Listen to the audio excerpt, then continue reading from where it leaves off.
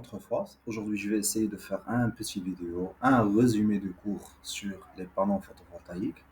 Toujours, on parle toujours des énergies à courant continu ou bien tension continue, donc les énergies continues. Donc, il faut savoir tout d'abord que les photovoltaïques, c'est un générateur de courant. On va voir plus tard pourquoi c'est un générateur de courant. Contrairement aux batteries, ils sont considérés comme des générateurs de tension.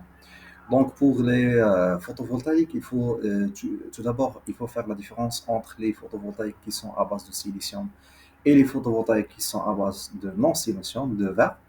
Donc pour faire la différence entre eux, il faut juste savoir que ces deux panneaux photovoltaïques, si vous les voyez à temps plein à midi par exemple, dans une grande hauteur, ou bien dans une montagne, vous allez voir que les photovoltaïques qui ne sont pas à base de silicium, ils brillent. Parce que la lumière de la jour, ils ont un coefficient de réflexion qui est très élevé. Contrairement aux photovoltaïques qui sont à base de silicium, ce sont des éléments qui vont absorber l'énergie solaire. Donc, il y aura un taux de réflexion qui est très faible. Donc, un qui va absorber l'énergie solaire et le deuxième qui va réfléchir l'énergie solaire ou bien les photons solaires. Donc, pour comprendre un petit peu la différence entre eux, on va essayer d'expliquer comment ces deux panneaux ils se comportent pour générer de l'énergie. Donc, je vais commencer avec les panneaux photovoltaïques qui sont à base de non-solution. Donc, l'objectif, c'est quoi? C'est de réfléchir, c'est de concentrer l'énergie lumineuse dans un point ou bien dans un bassin où il y a de l'eau chaude, de l'eau froid, pardon. Et l'eau froid, avec la concentration de l'énergie lumineuse, il va chauffer ce taux, il va le transformer en vapeur.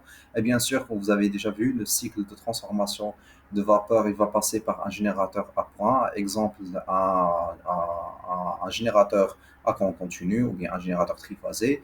Et ce générateur, il va produire, bien sûr, avec la rotation mécanique euh, qui est impliquée par la poussée des vapeurs, il va créer de l'énergie électrique. Donc, l'objectif des panneaux photovoltaïques est de concentrer la lumière et de la transformer en énergie thermique qui va chauffer l'eau et le chauffage d'eau, il va faire tourner et engager les turbines, puis les alternateurs pour créer de l'énergie électrique.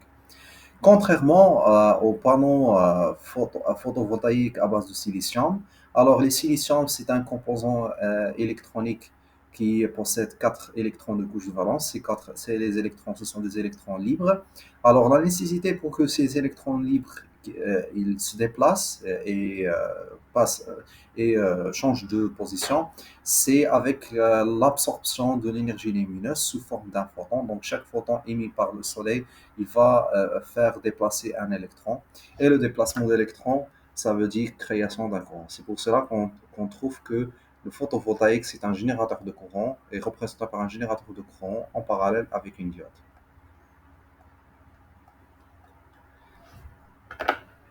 Il faut faire un petit peu la différence entre plusieurs technologies au niveau des photovoltaïques. Je vais faire un zoom. Donc, on peut trouver que des photovoltaïques qui sont une composition amorphe, une autre composition monocristallin et une autre polycristalline. Donc, au niveau de la différence entre ces trois technologies, vous pouvez voir que l'amorphe est un petit peu plus flexible. Donc, contrairement aux monocristallins, polycristallins, ils sont rigides. Donc, vous pouvez trouver parfois des photovoltaïques qui possèdent une forme qui est avec une courbature. Ça dépend du mécanisme mécanique. Il nécessite d'avoir une courbature des panneaux photovoltaïques, donc il possède la flexibilité. Bien sûr, qui dit flexibilité dit bien sûr d'autres inconvénients. Donc, on peut voir que l'amorphe, il a un rendement qui est très faible par rapport au monocristalin pour les cristallins, donc de 6% jusqu'à 10%. Donc, ça, c'est les inconvénients de la main. Contrairement aux monocristallins, même s'ils sont rigides, donc on ne peut pas faire des déformations au niveau de photovoltaïque, qui sont toujours des plaques rectangulaires donc ils sont rigides. Mais vous pouvez voir que la couleur est de plus en plus sombre, donc c'est-à-dire que bien sûr qu'on connaît tous que la couleur noire, c'est une couleur qui va absorber le plus de l'énergie lumineuse. Donc plus qu'on absorbe l'énergie lumineuse, plus qu'on va fournir de l'énergie. C'est pour cela que les rendements, c'est de plus en plus élevé, de 13% jusqu'à 22%. Donc, bien sûr, le polycrystallat, il va avoir le moins pourcentage, donc c'est un plus grand pourcentage. Alors, la différence entre eux sera en général le prix. Maintenant, je vais passer à une courbe qui est très très importante, des caractéristiques pour le dimensionnement des photovoltaïques. Donc, il faut savoir que les photovoltaïques, ils ont un comportement.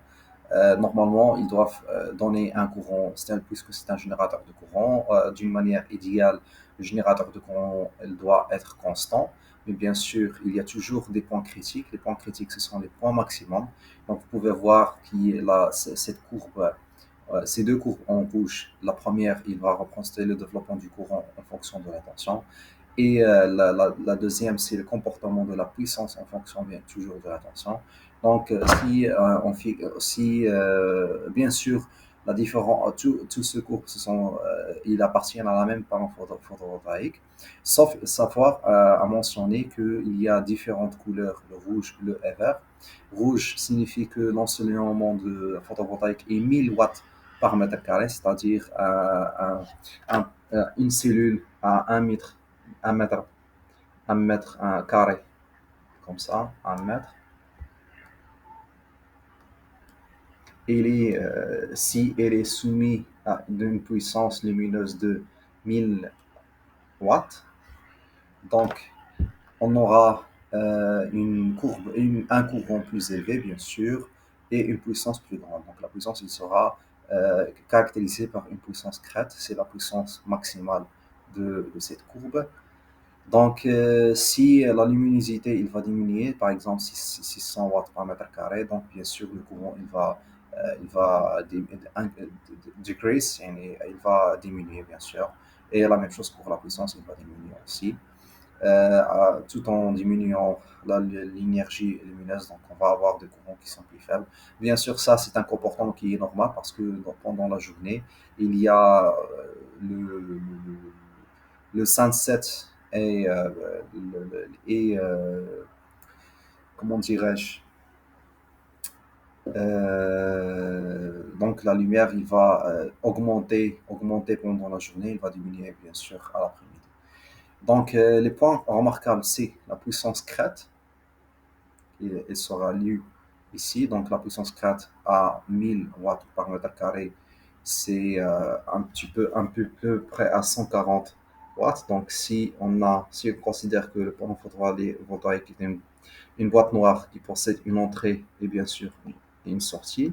Donc si on lui donne une énergie de 1000 watts, une puissance de 1000 watts lumineuse, bien sûr, il va nous donner comme sortie une puissance de 150 watts. Ça, c'est dans le pic de la journée, donc à 12 heures par exemple, euh, il fournir 150 watts. Donc on essaie toujours de maximiser la puissance. Il faut aussi citer d'autres caractéristiques qui sont importantes au niveau de photovoltaïque, c'est la tension circuit ouvert, le CO. Donc, puisqu'on parle de circuit ouvert, ça veut dire un courant qui est nul. Donc, on va lire à courant égal à zéro, la tension en circuit ouvert. Donc, dans notre cas, c'est à peu près 25 volts pour les trois courbes, toujours puisque c'est le même photovoltaïque, donc on aura la même tension en circuit ouvert.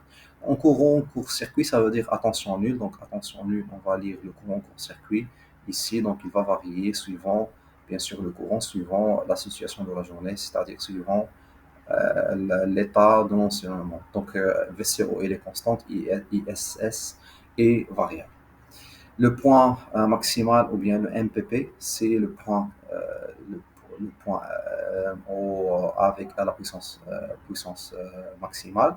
Et la puissance max crête, dans notre cas, on va la considérer, c'est 1000 watts par mètre carré. Donc, toujours, on va essayer de faire les conditions standards à puissance maximale, puissance crête de 1000 watts par mètre carré.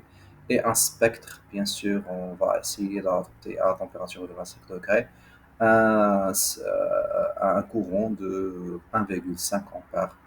Il sera idéal. Maintenant, je vais passer à une partie qui est très importante, c'est la partie de l'association série. Donc, l'association série, puisque c'est un générateur de courant, donc si on fait l'association série, le courant doit être constant. Mais si on fait une association parallèle, donc les courants ils vont se s'ajouter, puisque en utilisant bien sûr les lois d'Ohm. Donc, quel est l'intérêt d'avoir des associations serrées? L'intérêt d'avoir des associations serrées, c'est d'augmenter la tension. L'intérêt d'avoir des associations parallèles, c'est d'avoir des courants maximum. Donc, c'était tout. Je vous juste dire une petite chose. C'est très important de voir aussi un site que je vais donner dans la description. Ce site, il va vous aider à trouver les conditions météorologiques les plus idéales pendant la journée. Donc, pour bien calculer vos puissances entrées et puissances sorties. Merci pour votre attention. J'espère que j'étais rapide. Je n'ai pas beaucoup pris de temps dans la vidéo. Je vais essayer de faire une autre vidéo pour vous montrer comment on fait le dimensionnement d'un système qui est à base de photovoltaïque et une batterie. Merci.